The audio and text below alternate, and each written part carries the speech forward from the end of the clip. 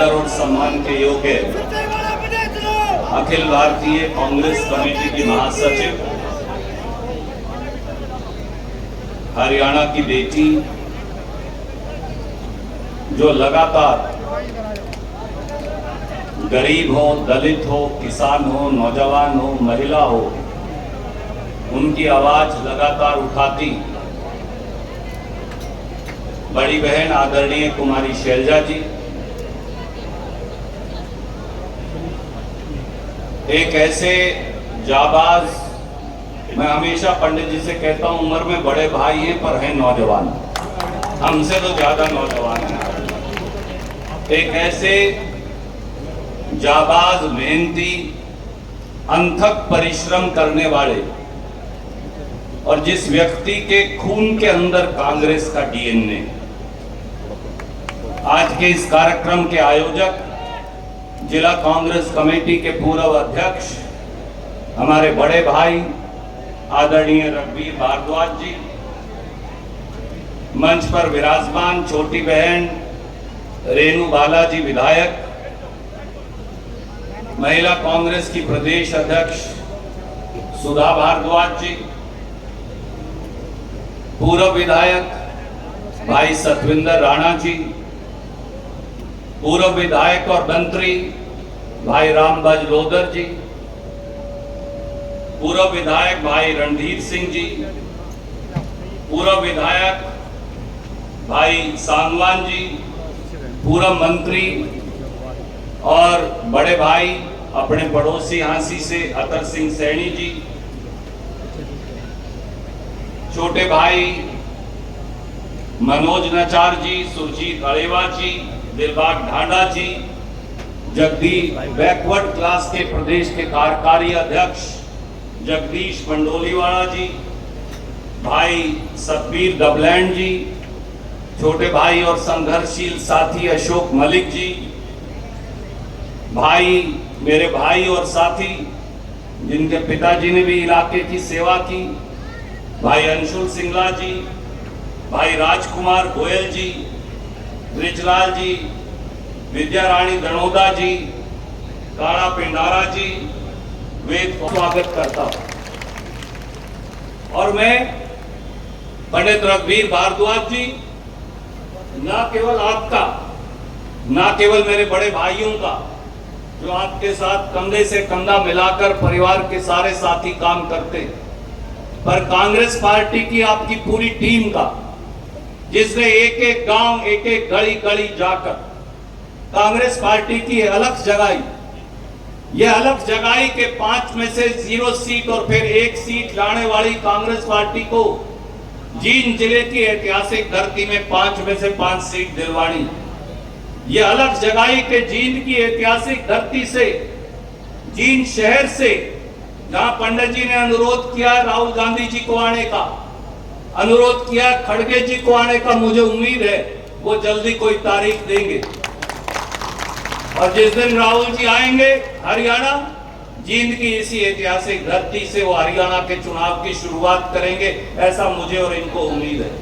खड़गे साहब यहीं से शुरुआत करेंगे। पंडित जी, आपने ये जो अलग जगाई, 36 बिरादरी में जाकर, एक एक गरीब के घर में जाकर, एक एक दुकानदार और किसान के पास जाकर, मुझे ये विश्वास है, जहां मैं आपको हृदय की गहराइयों से मुबारकबाद देता हूं, मुझे ये विश्वास है कि आपकी मेहनत और आपका पसीना व्यर्थ नहीं जाएगा।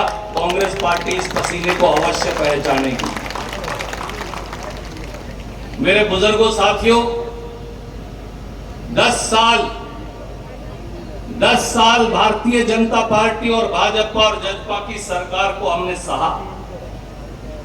10 साल के बाद अब वो दिन आया है 1 अक्टूबर का, जब हरियाणा प्रांत को भाजपा की गुलामी की बेड़ियों से आजादी दिलाने का दिन है।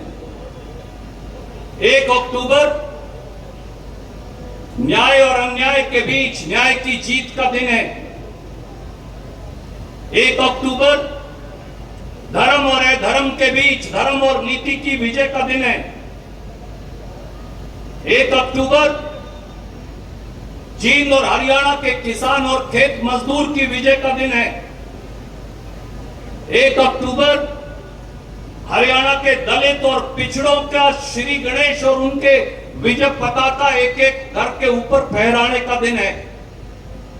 1 अक्टूबर हरियाणा की महिलाओं, युवाओं, दुकानदारों, गरीबों, उनकी जय जयकार करने के उद्घोष का दिन है। और मुझे यह विश्वास है, जींद जिले की इस ऐतिहासिक धरती पर आज जो शैलजा जी, मैं, भारद्वाज साहब और हम सब मिलकर कांग्रेस पार्टी के हक में जो उद्घोष करेंगे, इस उद्घोष की गूंज हरियाणा के 7,500 से ज्यादा एक एक गांव और 87 के 87 शहरों के अंदर फैल जाएगी। मेरे बुजुर्गों, साथियों, 10 साल बीत गए। इन 10 सालों का हिसाब लेने का समय आ गया। इन 10 सालों का जवाब मांगने का समय आ गया। इन 10 सालों का एक एक जुल्म सितम, एक एक लाठी और पीड़ा जो भारतीय जनता पार्टी की सरकार और उनके नेताओं ने आपको दी, उनका बदला लेने का समय भी आ गया।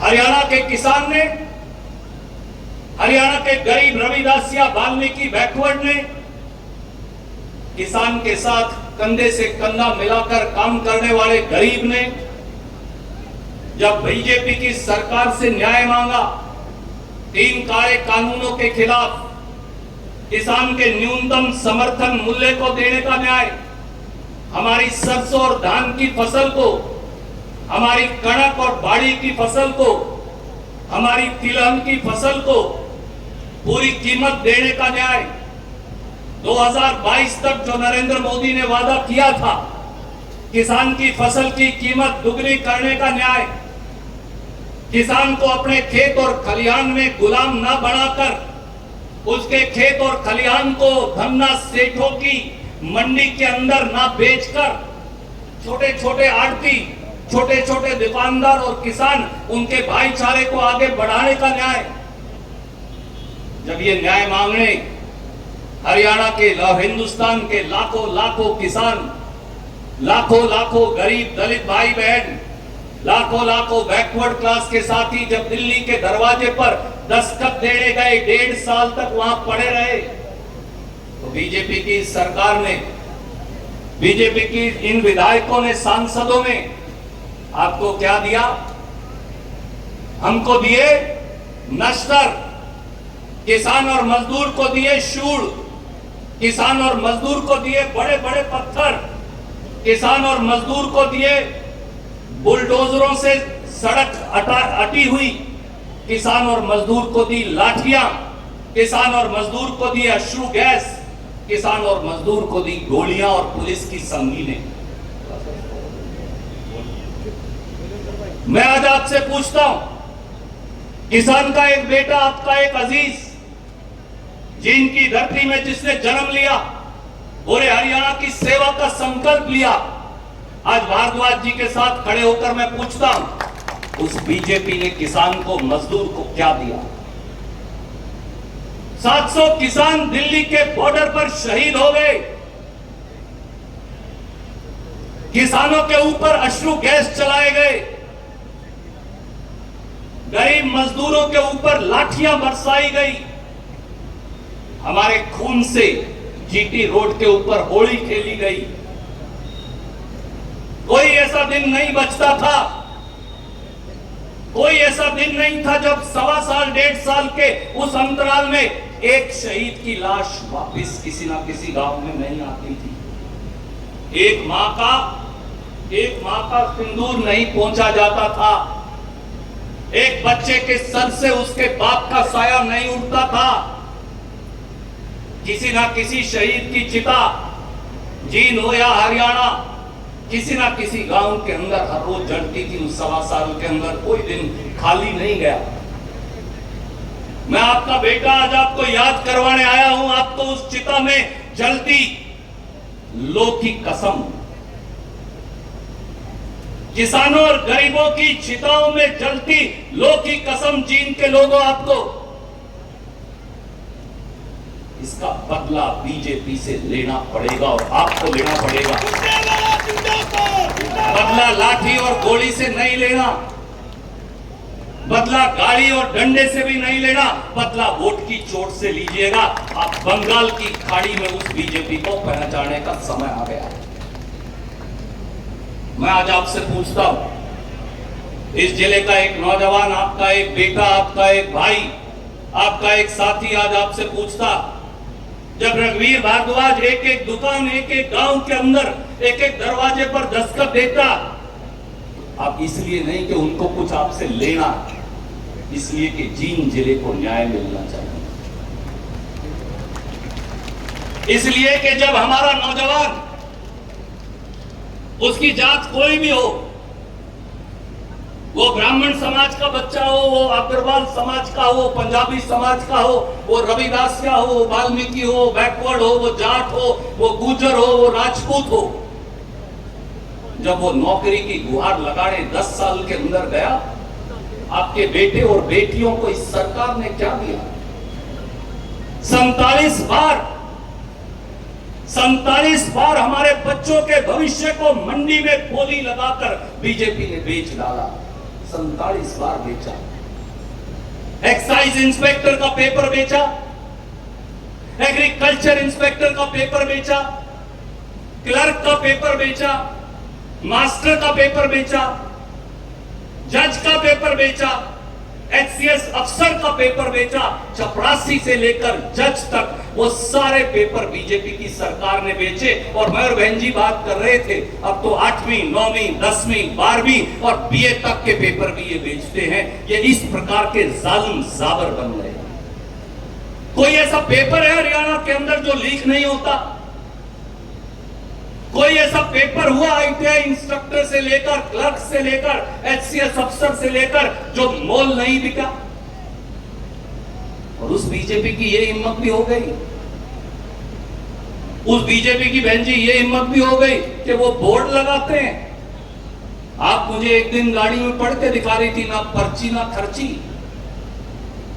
याद करिए, शैलजा जी कांग्रेस की अध्यक्ष थी, शैलजा जी ने और मैंने हरियाणा पब्लिक सर्विस कमीशन पर रेड करवाई। जब रेड करवाई तो राणा साहब वहां से 5 अटैची करोड़ों रुपए की पकड़ी गई। करोड़ों रुपए उनके अंदर भरे हुए थे। क्यों? वहां दहेज का सामान बंटवारी थी बीजेपी एचपीएससी के दफ्तर में। लोक सेवा आयोग नौकरी के कमीशन के अंदर 5-5 अटैची करोड़ों रुपए उनके अंदर भरे हुए। उनके अंदर क्या हो रहा था? आपके बच्चों की जिंदगियां बेचने का बहन जी नंगा नाच होने लग रहा था। ये हमारे बच्चों की नौकरियां बेच रहे थे और रुपया इकट्ठा कर रहे थे जो दिल्ली तक जाता है। चंडीगढ़ से दिल्ली तक हमारे बच्चों की जिंदगियां बेचकर, उनके किले और मकान बिकवाकर इन लोगों ने नौकरियां बेची। और हमारे बच्चों का आज क्या हाल है? जींद हल्के की बात करो, जुलाड़ा और सफीदों की बात करो, उचाड़ा और नरवाना की बात करो, कैथल और किलायत की बात करो। हरियाणा के वैसे तो लगभग सब हलकों में, पर जीटी रोड से लेकर, पानीपत से लेकर यमुनानगर, कालका से लेकर जींद तक आ जाइए, हर विधानसभा की यही कहानी। हर गांव के अंदर टटोल कर देख लीजिए आप, हर गांव से आए हुए मेन सारे बुजुर्गवार और नौजवान साथी हैं। कोई ऐसा गांव नहीं जहां से 50 बच्चा, 60 बच्चा, 100 बच्चा, 200 बच्चा पलायन करके देश से बाहर नहीं चला गया, विदेश नहीं चले गए। मैं आपसे पूछता हूं मेरी माताओं, मैं आपसे पूछता हूं मेरे बुजुर्गों, वो क्या मजबूरी है कि आप 9 महीने पेट के अंदर जिस लड़के और लड़की को रखते हो, जिस बच्चे का पेट पालते हो, जिस बच्चे को पढ़ाते लिखाते हो, जिस बच्चे से ये उम्मीद करते हो आपका नाम रोशन करेगा, एक दिन उसकी उम्मीद टूट जाती है और वो कहता बाबू मेरा तो आधा किला बेच दे या मकान गिरवी रख के मुझे पैसे दे दे 40 लाख रुपए, मुझे तो विदेश में जाना। मटोर गांव अपने पड़ोस में है किलायत का, मटोर गांव के और सबसे बड़े गांव में से अपने इन दोनों जिलों के मटोर गांव के बहुत सारे बुजुर्गवार पिछले से पिछले हफ्ते मेरे पास आए। पहले तो आए थे, बच्चा फंस गया रूस के अंदर जाके, उसको वापस बुलवा दे बेटा। मैंने कहा जी मोदी बुलवा सकता, वो रूस यूक्रेन का युद्ध रुकवा सके तो बच्चे को लाना कितना औखा काम है। पर मनोहर लाल खट्टर और नायब सिंह सैनी नहीं सुन रहे, तो मैं चिट्ठी लिख के उन्हें कहूंगा। मैं चिट्ठी लिखी, विदेश मंत्रालय का जवाब आया, हम पता कर रहे हैं। वो बच्चे का फिर वीडियो आया, आपकी आत्मा 2 बार ठिठकेगी ये बात सुनकर।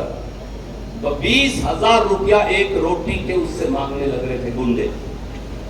उस मार बाप ने, जिनके पास जमीन बिक चुकी थी, आपसे मेरे से पंडित जी जैसे किसी भाई से 20-20 हजार रुपया इकट्ठा करके बेटे को हर रोज 80,000 रुपए टेलीफोन से भेजते थे ताकि 4 रोटी मिल जाए, मर ना जाए बच्चा।